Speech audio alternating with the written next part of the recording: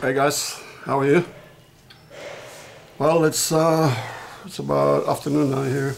I'm still in Angeles. I'm still here in Jason's place. I'm getting ready to move out because his family is coming back.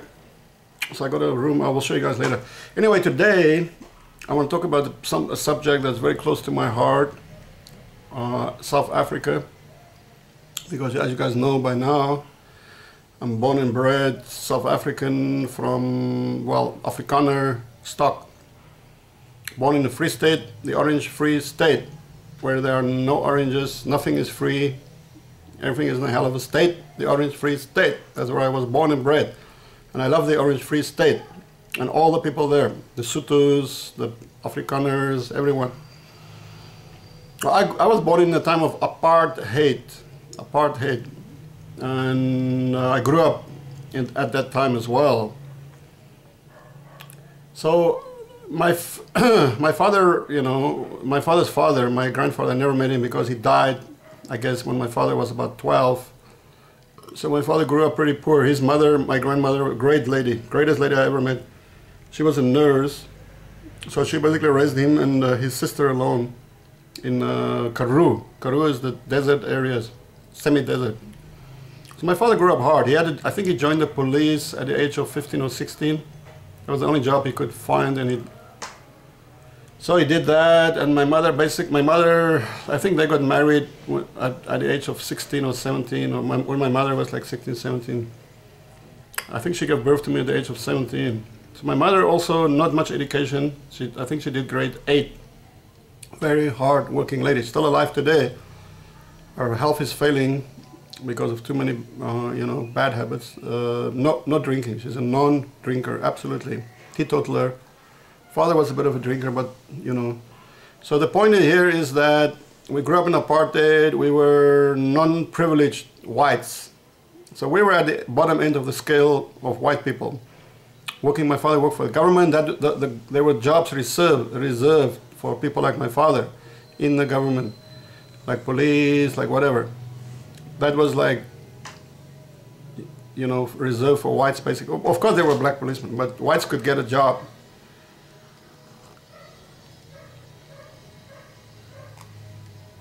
Don't worry, water.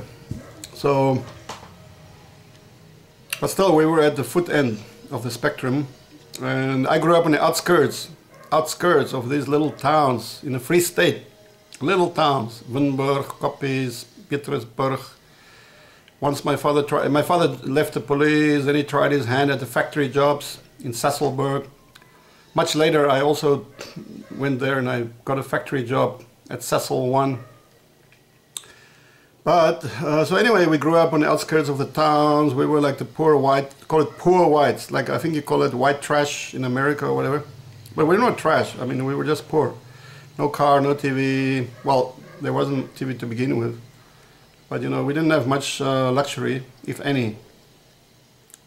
But we could still employ a black person. Like one of my father's, when my father joined the railways, one of his workers' wife, Anna, she came to help my mother at the house with whatever.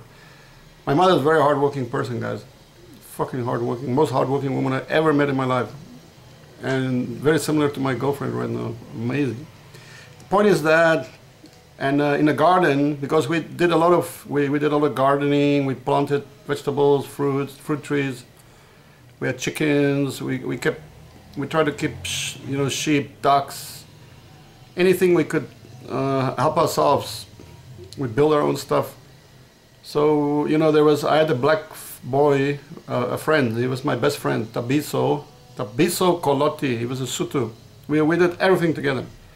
The only difference between him and me was that I had to go to school. I didn't really like it, but I had to go. He didn't have to go to school. But in retrospect, of course, that was not good for him.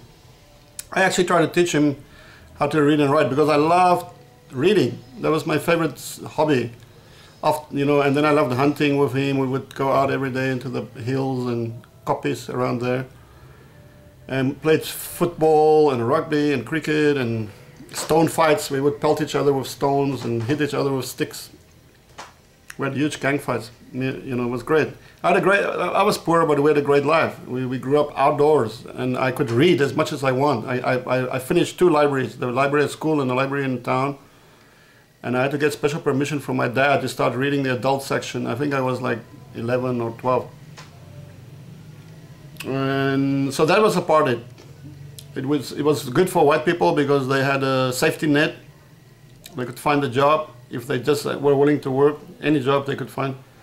For black people, it was kind of the opposite. They had no safety net. They had no legal rights. They were basically,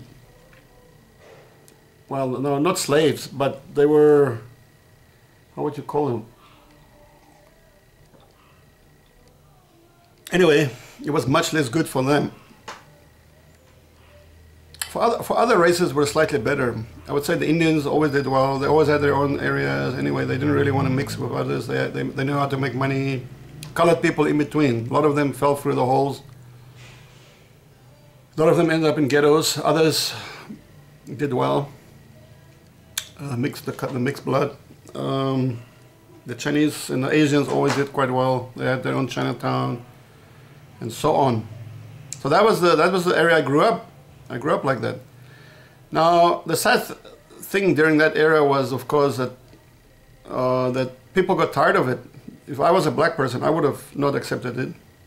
I would have been in revolt, and they did revolt, right? Which is correct, in my opinion. At the same time, there was a Cold War. I was part of that Cold War effort, where we fought in Angola, Namibia, inside South Africa. The rebels, well, what we can call the rebels today, the ruling party, were supported by the Russians and the Eastern Europeans, the Cubans. So we had this war going on, which was in a broader context. So indirectly, you could say we were defending Western's democracy or whatever. There was no democracy. There's still no democracy in the West anyway, not real democracy. But so in 1990, I got tired of all the bullshit. You know, the white government. It was not a nice place to live, South Africa, in the 80s. Constant war, constant bullshit. The white government was just fucking terrible, dreadful. Just a book came out this week, guys. You got to read it. I'll put a link down here. The second most powerful man in South Africa, Magnus Malan, Minister of Defense, second after P.W. Botha. He was running a child sex ring with his buddies. They got exposed. The book is just published this week. Last week, a policeman who worked on this case was found dead, probably murdered. Now this was the white people, the white government. Just like all these other fucking white governments. Pedophiles and fucking assholes, racists. People that you can't have much respect for, right? And these mother mofos got away with it. All these leaders. Guys like me, what did I get out of this? Fuck all. And so now the big issue in South Africa is land expropriation. The government says, okay, we're going to take away land as we please, as we wish. Does it bother me? I have some friends who are landowners. So indirectly, you know, I'm a little bit concerned about them. But I myself, I own absolutely zilch. Not a shoe, nothing, not a TV, not a car, I got nothing in South Africa. If I go back there, I go just back with my empty hands. That's it, and what I have here. So I'm not worried in the least. Maybe I can get a piece of land myself. Hello, if you guys are gonna dole out the land, hey, don't forget about me, okay? Hey, I'm here. So probably I can go back there and claim some land. I'm also landless. I never owned land. My family never owned any fucking thing. So we are landless.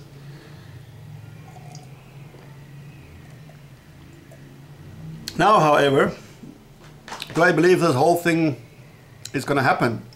You know, no. Personally, I see it as a storm in a teacup. And that's one thing that people abroad, they don't get. They just don't understand South Africa at all. South Africa has the best constitution in the whole world, in the history of the world. Okay, the best constitution in the history of the world. People don't even know this. When a US Supreme Court judge was invited to Egypt after the Arab Spring to help draw up the new Egyptian constitution, She said explicitly, do never copy the American Constitution. Rather, look at the South African Constitution. That's the U.S. High Court judge, or Supreme Court judge, sorry.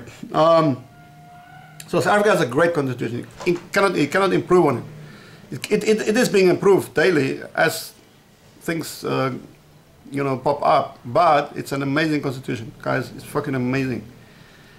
I mean, even Nelson Mandela, when he was president, he had to face court, crimen injuria or slander or whatever. He was taken to court by a white businessman charged with slandering, and Mandela lost the case. As sitting president, he lost the case. That's how strong is the South African Constitution. The president can be taken to court by a normal citizen, and he has to go. And he did go.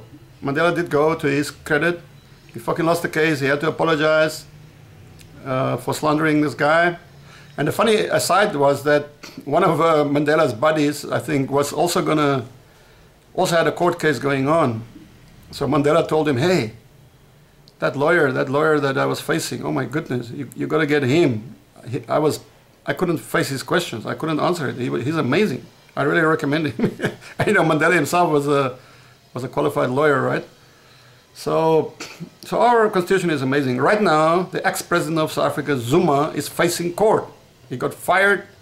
He's in court right now. Him and his son and all his all his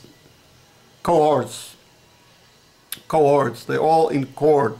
And most of them, if not all of them, are going to fucking prison. Now, what country in the world is going to put their ex-president in prison or even face court, trial? USA, no fucking way. Anywhere in Europe, no way. Russia, no way. China, no way. Australia, no way. New Zealand, no way. And nowhere in the world, basically, you have such a strong constitution that allows you to make your corrupt leaders pay for their deeds. But South Africa has that. So it's great. Now let's get back to the question of the lands issue. Look, except for the great constitution we have amazing people in South Africa. Amazing people. Black, white, yellow, brown, all the colors of the cookies, okay? God's cookies. Great people, very intelligent, very passionate, lovers of freedom. On the edges, strictly on the far edges of society, you have a couple of baboons and goons, white and black and brown, but they are on the fringes. You're talking about 1 or 2% here, 3 or 4% there. Now these goons and fucking baboons are the one that's now influencing the conversation. Where's the middle ground? Why is everybody ignoring the middle ground? The South Africans like me, like my friends. Nobody wants this fucking bullshit. But what is happening now is pure politics. Pure politics. The ANC, the ruling party of South Africa for the last 20 plus years, are in deep, deep, deep shit. Next year is the general elections in South Africa. The last couple of by-elections, ANC lost all the big cities. They lost Cape Town, Port Elizabeth, Johannesburg, Pretoria. Are they still holding Bloemfontein? I think they're still holding Durban, but I'm sure they're going to lose Durban in the next election. So they lost the biggest cities. They've lost them. In essence now, they are a rural party. A rural party. That means they are catering to the lowest educated part of the population. And most of the population live in big cities in South Africa, just like in the rest of the world, developed world. And in cities, people have to get an education. Once they get an education, they can see that the ruling party is not doing their job good enough. So they're voting against them. So the ANC is basically, they know their days are counted. Now, so this land bullshit is driven by desperation. Desperation driven. Because there is another party in South Africa called the EFF, Economic Freedom Fighters, led by Julius Malema, who was an ex-ANC youth leader, by the way. He walked away from ANC because of his fucking stupid policies. The ANC kicked him out. But now, because the ANC is so fucking desperate, he started his own party and he gained like 3 or 4 or 5% of the vote, no more than 5% maximum. But he's taking the low-end voters away from the ANC because he was the ANC. Now he's taking a few million voters away, and now the ANC is nosediving in the cities. So they're losing voters at the low end to the EFF. They're losing the cities inexorably to the only first true democratic parties, mixed race democratic parties Africa ever had, the DA or the Democratic Alliance. Even my buddies in the Free State who are farmers, white farmers, they say, yeah, this guy Musimani, the leader of the DA, black South African, great. They all love him. I think they're going to vote for him. So the DA mixed race party is inexorably rising to the top. Next election, they're going to be either going to win it or they're going to share it with the ANC, probably around about exactly the same number of voters. I think my guess is they're going to both pull in around 40% of the vote.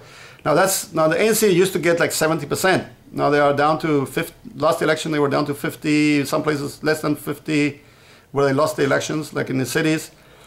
And so they know they're heading towards 40%. And at the same time, the DA, of course, the DA was 27% last time, the last general election. They're going to easily get to 40, maybe even 45. So what gives? The ANC needs these fucking few million voters at the bottom of the spectrum. These basically non-educated or uneducated people that most of them live on farms. They're farm workers or they're laborers, okay? This idea that they're going to get free land, this appeals to them. The people living in the cities don't want to go to be, I don't want to be a farmer. I don't want to live and fucking, I don't like farming. Majority of people in South Africa don't want to be farmers, bottom line. They want to have fucking jobs, just like anybody else. So, what the ANC is now doing with this game, it's just a game and a big fucking gamble. The gamble is already backfiring, because I've talked to black South Africans, middle class people, and they say, how can you take away somebody's property? What are other guarantees? They themselves are worried, because if you change the law, they have to change the constitution to make this legal. Once you change the constitution, that means that anybody's land, they cannot say in the constitution, only white land will be taken away. That's bullshit. Once you change the law, well, South Africa is a non-racial democracy. They have to say, okay, all land can be expropriated. Once they say that in the fucking constitution, that's it. Black people are not stupid, majority of them, just like the majority of white people are not stupid. So, what gives? The educated black man says, hey, I own my own house, I own my own land. Now suddenly they're going to change the law? Anybody can take my fucking house? Because these people, these black educated classes or middle classes also employ poor black people, right? As house cleaners, gardeners, drivers. So now it worries them as well. Fuck, my gardener, my housekeeper can claim my house or my property, right? Do they like that? No, no fucking ways. So the ANC is blowing a huge bubble right here. They've totally miscalculated. The gamble is failing. It's because the election is coming up next year. They know they're going to lose it. They're trying to hang on desperately now with desperate measures. The other big problem for them is Zuma, the ex-president. He's facing trial. If he knows that he's going to go to prison, he's going to start his own political party, and he controls the Zulu party, which is 20% of the population. It will be between him and Inkatha. He will take probably 10% of the Zulus, or half the 50%. Inkatha maybe 50%. That's another 1 or 2 million voters gone. If that happens, the ANC is fucking gone. They've lost the election totally, slaughtered. So the ANC is facing a very, very uncertain future. And this is totally desperation for them. Can it work? No, it cannot work. In any way, it's totally impossible. Even as I explained it to you right just now. The other problem is that there are like 4,000 white farmers in South Africa. 4,000. That's the population of a bus stop in Hong Kong or in Manila. A bus stop. If you look at the average bus stop, there are thousands of people waiting for a bus or a jeepney. So how is that going to make a difference? 4,000 people. Bullshit. Guys, and these 4,000 farmers are all in debt to the banks or to the government. No farmer, no commercial farmer in the whole fucking world can farm without money, debts. Every single year, if you want to sow your crops or whatever, buy a new tractor, you have to go to the bank and go like, please, or the government, get subsidies, right? All around the world. Doesn't matter if it's in Europe, US, whatever. Subsidies and debts, loans. So, 60 to 70% of, you're talking about billions, many hundreds of billions that the banks have borrowed or lent out to the farmers or the government itself. The farmers are sitting on massive debts. So if somebody comes there and say, hey, I take your farm, okay, you can take my debt as well.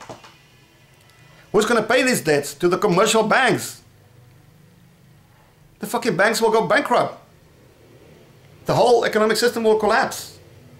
So it's impossible. It's totally impossible. The government doesn't have the money to pay the banks out, okay? Never mind the farmers. So it's a crazy, stupid idea. It will never, ever happen. Probably there will be 1 or 2 or 3 farms expropriated because, you know, there are a lot of empty land in South Africa. The government is sitting on fucking 30% of empty land in South Africa. Why don't they give this land first? Huh? So bullshit. That's the other thing. And then as a last resort, let me add something here. We, the Afrikaner people, the Boers, we are not totally defenseless. We have our ways and means. We've been around Africa for 400 years. And we're going to be here for another 400 years at least. So stop dreaming, guys. Nobody's going to... If I had a farm, if I had any land, nobody would come onto my farm and my land and take my property. I'm telling you right now. I have my ways and my means to make sure that nobody will fucking ever think about doing that. Okay? I'm not saying much more than that. So I just sketched you the background here. The real reality. The real fucking reality. Okay?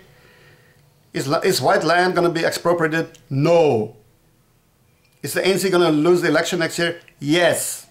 Are we going to have a new, totally democratic, non-racial government? Yes. Are we going to settle the land disputes? Yes. There is land issues to be solved, but we can solve it. We have solved much bigger problems than that. Okay? And we will solve the land disputes our own way. We don't need any interference from anyone. We are very intelligent people. We have the best constitution in the world, and we will do it by ourselves. Okay? If there are countries out there like Australia or Russia or whatever, or US, and you want to take our white trash, guys, we have white fucking trash in South Africa. Take them like that. And thank you so much. If you do that, we will build a monument for you guys. I know Australia and New Zealand, they've already taken a lot of this fucking white trash to their countries. Great. And we appreciate that. But we, the true Africans, we love South Africa, we love Africa, we love our brothers and sisters in Africa. We are fine. We are okay. We've been here 400 years and we're going to be here another 4,000 or 40,000 fucking years. And that's the one thing that people don't understand around the world, but people in Africa understand that. People in Africa understand that fully. And we are welcome in Africa. And by the way, we as white South Africans are welcomed all over Africa. We are given land for free. I have friends who went to other countries who were given, each of them were given 10,000 hectares for free. So why do you even bother to worry about a little piece of land here in South Africa or there? Fuck that. If you need, all the land you need is out there in Africa. Africa has massive open lands. Oh. Then you're dreaming about going to Russia or Australia or wherever. Go into Africa. We are welcome with open arms. We are brothers and sisters of Africa. Come on, guys. Wake up. Amandla. Okay, I'm out. Cheers. Tot ziens. Mooi loop.